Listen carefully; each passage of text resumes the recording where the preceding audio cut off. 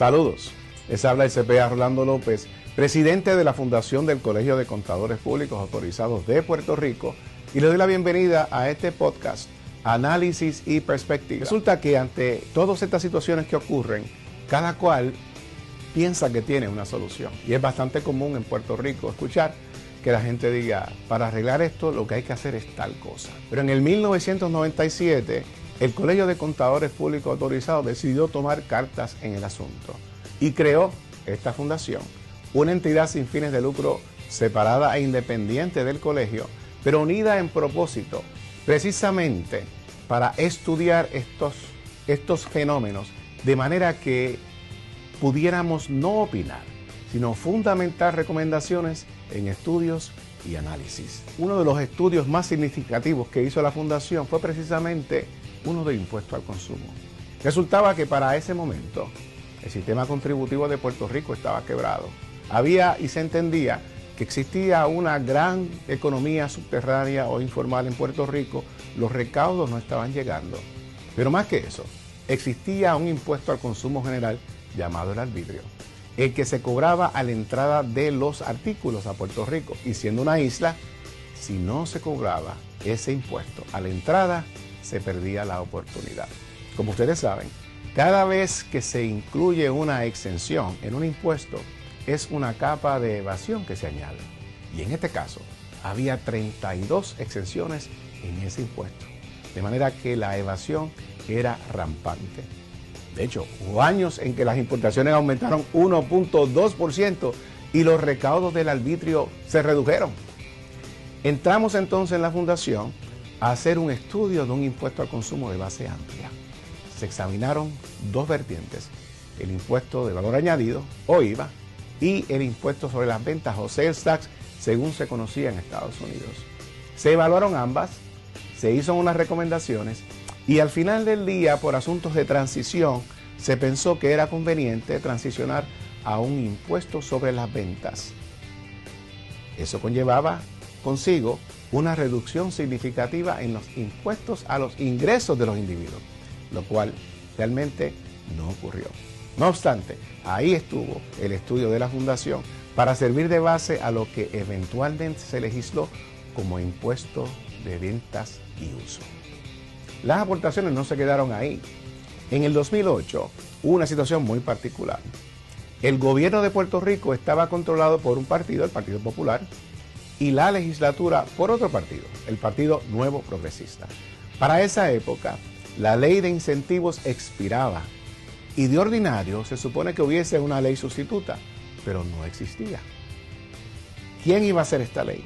Había un impasse.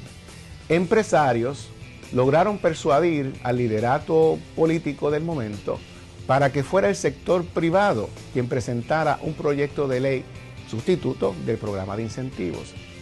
Pero fue la Fundación del Colegio de CPA la que fue llamada a velar por la objetividad del proceso y por la objetividad del contenido de lo que eventualmente fue la Ley de Incentivos Contributivos y Económicos del 2008. Seguimos aportando. Habían pasado 2 años de la implantación del IVU y en ese momento no se sabía exactamente si ese impuesto realmente estaba rindiendo lo que se esperaba de él. La Fundación decidió evaluar el desempeño del IVU a apenas 2 años, año y medio de su implantación. Y hubo hallazgos muy importantes y beneficiosos para el país, porque el estudio reveló que la captación del IVU en aquel entonces no llegaba al 60%. Se hicieron cambios estructurales que mejoraron la captación del IVU. El beneficio: aumentaron los recaudos sin subir la tasa del IVU. En ese mismo año, ya a la Fundación le preocupaba el que hubiese muchísimas exenciones, deducciones, lo que hoy en día se conoce como el gasto tributario, exponiendo por primera vez la necesidad de que se evaluara la efectividad y promoviendo una metodología para ello. La Fundación se adelantó también a pensar de que había que hacer algo con el sistema de contribución sobre ingresos.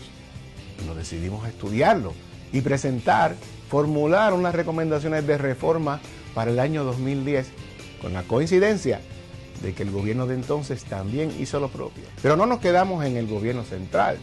veníamos identificando que para ese momento, para años después, 50% de los municipios de Puerto Rico estaban en déficit, en una situación financiera precaria.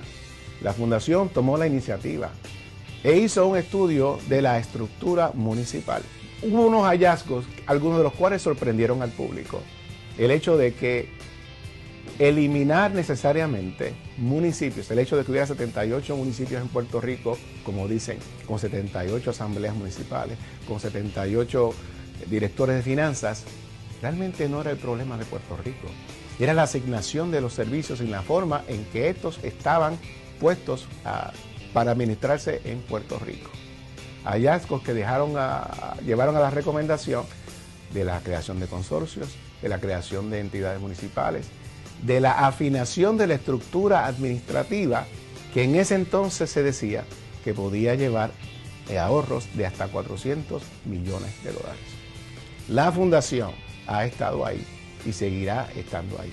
Nuestro propósito es precisamente ese, el evitar la improvisación, el proveer fundamentos para la toma de decisiones importantes en Puerto Rico que redunden en el mejor desarrollo económico de Puerto Rico y en el mejor bienestar para el ciudadano común aquí en Puerto Rico. En este podcast añadimos análisis y perspectiva a esas problemáticas en Puerto Rico y espero que ustedes le saquen provecho